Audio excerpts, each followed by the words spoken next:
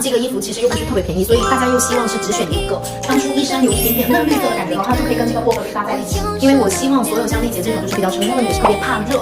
然后你这里特别有肉哦，非常适合，因为很适合夏天穿。这个是30毫米，已经是在三蚕丝里面的等级，包括克重里面是非常非常高的，所以它比一般的三蚕丝厚，密度高，但是它很垂顺，从面料上面反出来的那种细微的光泽，它是很细腻的。对于我对女生的了解，我觉得买自己喜欢的，但拿到黑色，你只会觉得它只是适合，但是你内心天天都在惦记着那个薄荷绿。